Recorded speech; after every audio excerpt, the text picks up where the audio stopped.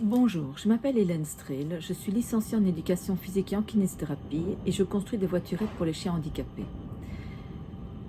Comme je construis des voiturettes, que je l'ai fait au départ parce que j'aimais beaucoup les animaux, j'ai eu la chance, ou peut-être la malchance pour certains, de récupérer des chiens handicapés.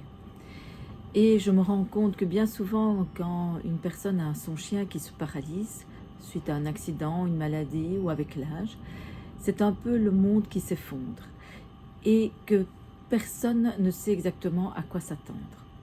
En général, je me rends compte que les vétérinaires déconseillent de garder des chiens handicapés parce qu'ils pensent que c'est tout à fait invivable. Et c'est la raison pour laquelle j'ai décidé de faire ces vidéos, pour essayer de répondre à quelques-unes de vos questions.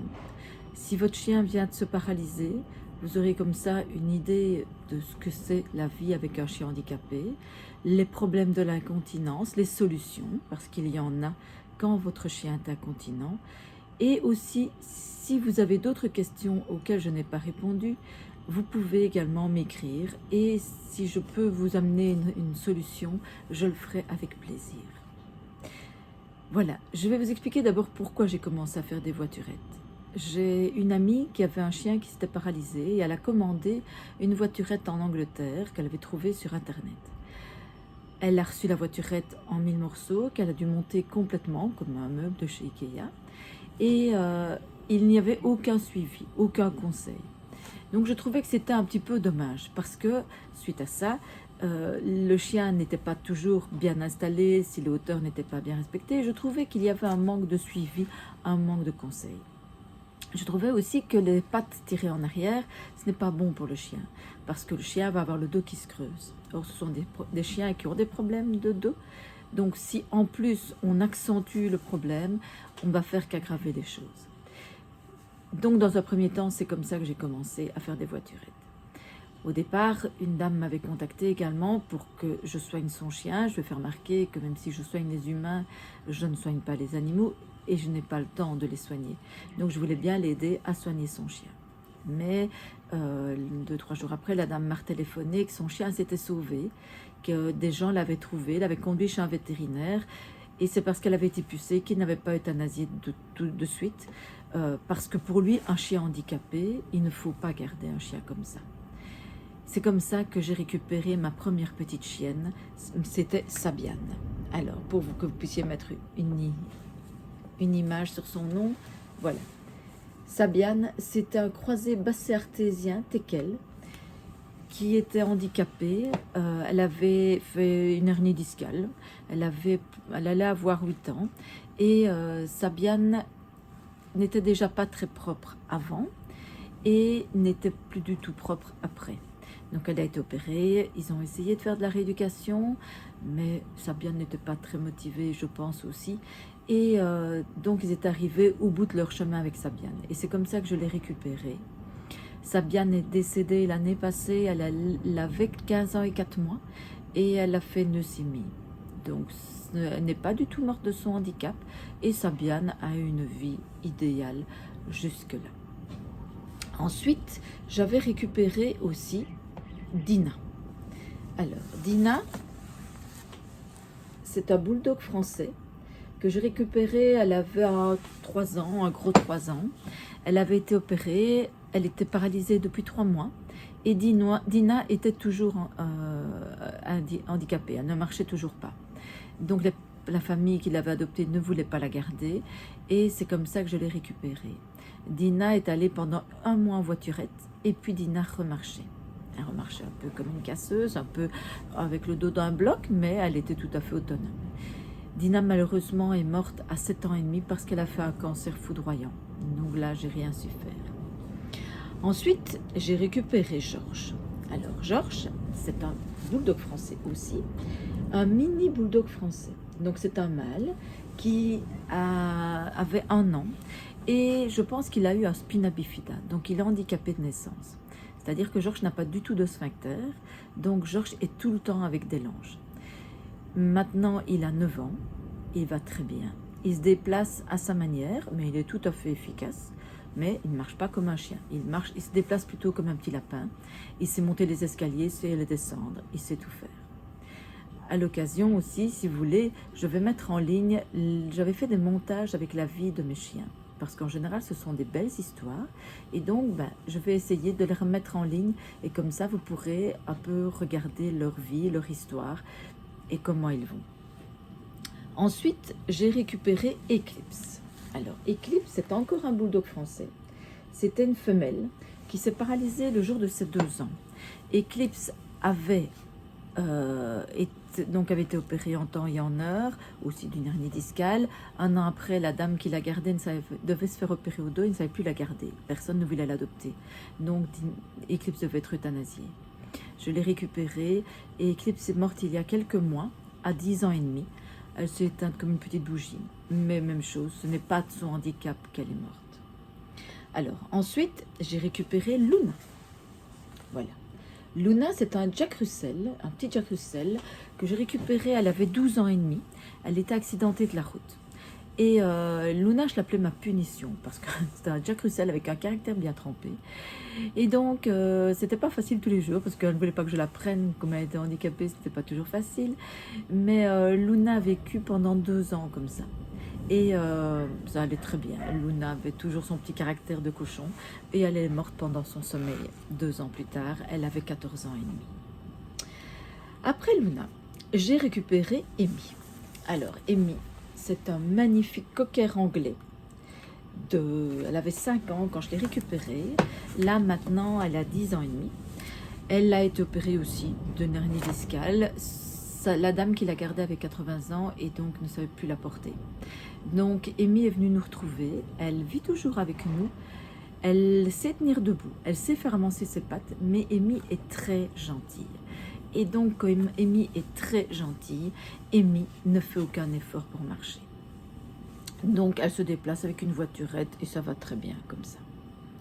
Alors, ensuite, j'ai eu l'occasion aussi de récupérer Boris, qui s'appelait Beau au départ. Voilà. Donc, Boris, c'était un petit bulldog français qui avait 4 ans et demi, je pense, quand je l'ai récupéré, et qui était incontinent. Donc, en fait, il perdait tout le temps un petit peu d'urine. Ce qui fait que les gens ne voulaient plus le garder. Il avait déjà fait 2 familles et comme le pronostic des vétérinaires n'était pas très bon, et aussi il ne savait pas se déplacer énormément. Il savait marcher 1 mètre, 1,50 m maximum et puis il tombait. Donc Boris est venu nous retrouver en fait à la mort de Dina. C'est par hasard qu'il a été sur mon chemin. Et malheureusement, je n'ai réussi à le garder que 3 mois parce qu'il a fait un AVC et il s'est paralysé des 4 pattes. Mais un AVC trop haut et donc à cause de ça, il a arrêté de respirer. Mais Boris avait récupéré. Boris arrivait à remarcher sans voiturette. Il s'était entraîné avec la voiturette et il arrivait à remarcher. Malheureusement, la vie en a décidé autrement. Alors, après Boris, j'ai eu Tai aussi. Alors, Tai, c'est encore un bulldog français. C'est un bulldog français qui a été accidenté de la route, il n'avait pas 2 ans. Le problème de Tai, c'est qu'il est incontinent. Enfin, il n'est pas vraiment incontinent, il faut le drainer, mais il n'est pas tout à fait propre. Et sa propriétaire n'en pouvait plus. Elle ne voulait pas lui mettre des langes, mais alors ça devenait vraiment infernal. Donc, il est venu nous retrouver, il n'avait pas 3 ans. Et Tai est toujours là, il n'y a pas de problème. Mais Tai, c'est un petit bulldog français qui a un amour immodéré pour le poil à bois ou le poil à pelet. Et donc, lui, si je veux le promener, je le mets dans une voiturette, mais il faut que je le mette en laisse parce qu'autrement, Tai ne voit pas l'intérêt de marcher. Alors, après Tai, j'ai récupéré Chouchen. Alors, Chouchen, ça c'était mon amour. Chouchen, c'est un épagnol breton. Voilà. Il a été accidenté de la route alors qu'il avait 1 an. Il s'est retrouvé à la faculté vétérinaire, tous les examens ont été faits, il avait 2 vertèbres fracturées. Malheureusement, Chouchen ne remarchait pas et ses propriétaires avaient prévenu que s'il ne remarchait pas, ils ne savaient pas le reprendre parce que leur maison ne s'adaptait pas, parce qu'ils avaient des enfants en bas âge, enfin, voilà, pour des raisons qui leur sont tout à fait personnelles et que je respecte.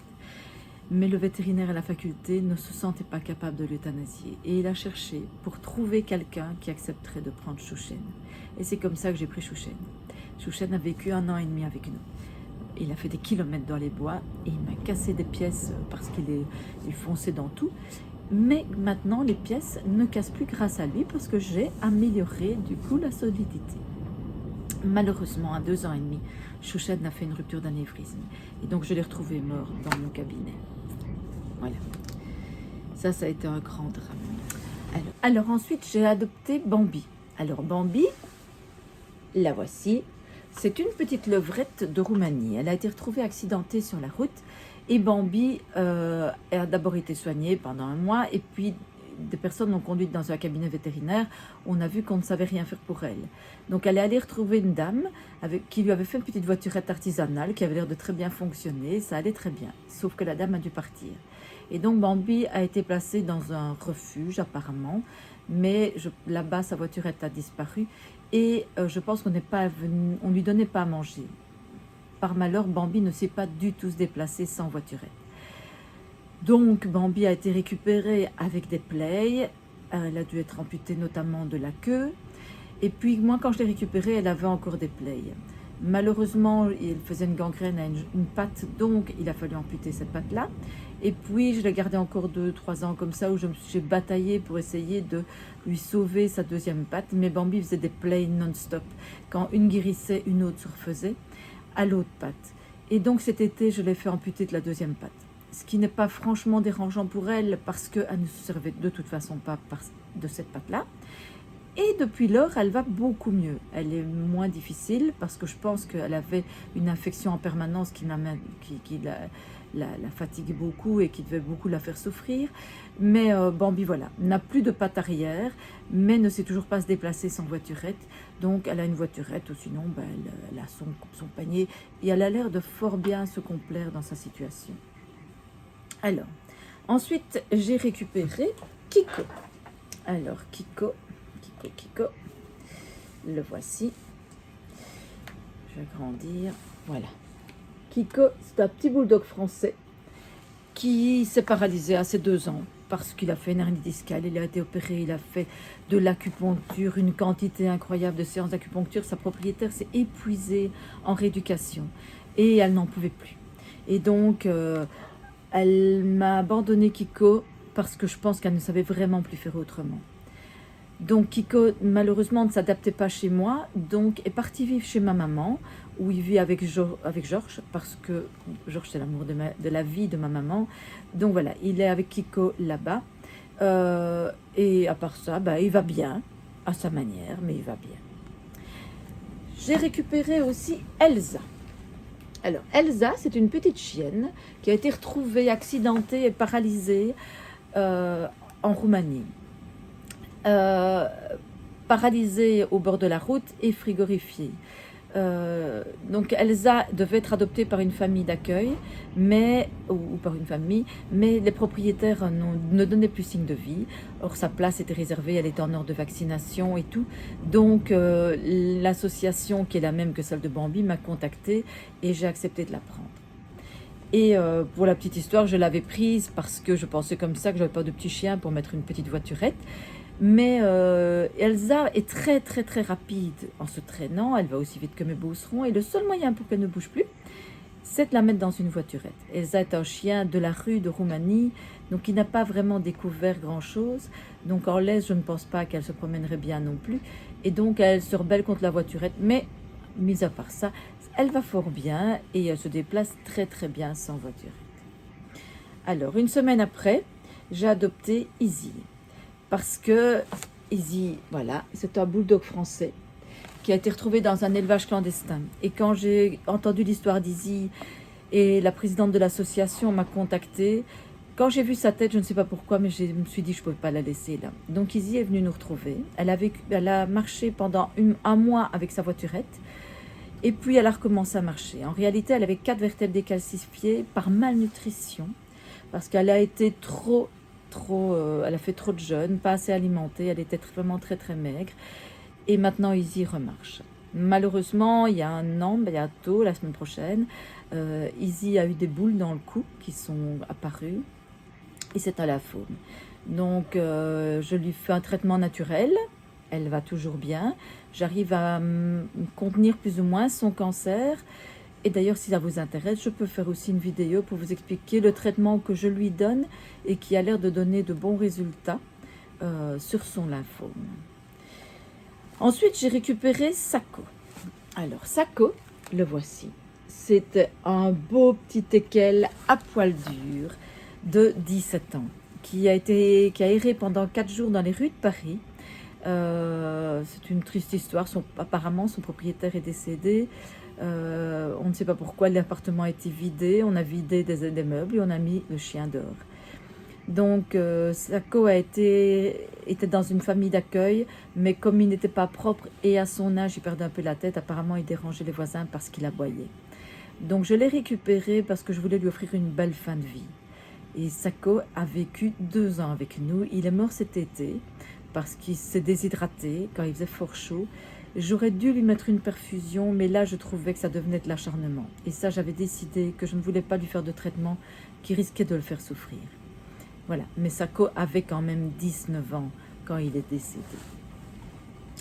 Et alors, pour terminer, nous avons la cerise sur le gâteau, le petit Marty. Alors, Marty, c'est le petit blanc et noir qui est ici devant. Marty, c'est aussi un chien qui a été accidenté en Roumanie, qui a été retrouvé en dessous d'une voiture. Et il devait aller dans une famille d'accueil, le mari ne le voulait pas. Je suis allée le chercher à la sortie du camion, il n'est jamais reparti de chez lui. Marty, c'est un petit chien en or, avec un caractère magnifique et qui est toujours avec nous. Tout ça pour vous dire qu'avec les chiens que j'ai perdus, les chiens que j'ai adoptés, là actuellement, je travaille à temps plein, je construis des voiturettes, je fais des salons et je vis avec 9 chiens. Donc j'ai 3 chiens qui n'ont pas de problème, j'ai Izzy qui remarche, mais qui a un cancer, et j'ai par contre 5 chiens qui ne marchent pas, qui sont, comme on dit, à mobilité réduite. Alors, il y en a certains pour lesquels je mets des langes, il y a des chiens pour lesquels je dois les drainer, mais c'est pour vous dire que c'est tout à fait faisable, qu'il suffit simplement d'adapter un petit peu son mode de vie. Voilà, que par exemple, il ne faut pas mettre un panier au milieu de la pièce parce que là, vous allez faire du sauté de panier, parce que quand votre chien est paralysé du train arrière, s'il se déplace, il va traîner le panier avec lui. Donc, il y a d'autres moyens. Il suffit de mettre un matelas, par exemple, de bébé dans un coin coincé un peu entre 2 meubles, et alors, il n'y a plus de problème. Donc voilà, c'est pour ça que je voulais faire cette vidéo, parce que si votre chien vient de se paralyser, si vous hésitez à le garder, tout d'abord, premièrement, soyez certain d'une chose, votre chien ne souffre pas. Votre chien n'est pas mourant. Votre chien a un problème de patte. Donc, si vous hésitez, je vous dis, il y a des solutions à tout. Ne vous précipitez pas et donnez-lui sa chance. Mais comme m'avait dit une fois une dame qui est venue rechercher, qui m'a ramené la voiturette de son chien qui était décédé, elle m'a dit il avait peut-être quelque chose en moins, mais qu'est-ce qu'il avait en plus? Et bien souvent, ces animaux-là ont une personnalité incroyable qui vous épateront toujours. Donc voilà, si vous avez des commentaires à faire à propos de cette vidéo, n'hésitez pas à me les laisser. Si vous avez des questions, n'hésitez pas à me les laisser. J'ai prévu de faire des vidéos sur l'incontinence urinaire, sur les solutions, comment drainer un chien, parce que je pense qu'il ne faut pas se leurrer, un chien handicapé, ce n'est pas vraiment un problème. L'incontinence d'un chien est beaucoup plus difficile à supporter. Donc voilà, c'est la seule chose que je voulais vraiment vous dire. Mais pour l'incontinence, il y a des solutions aussi. Voilà. Merci beaucoup de m'avoir écouté et à bientôt, j'espère.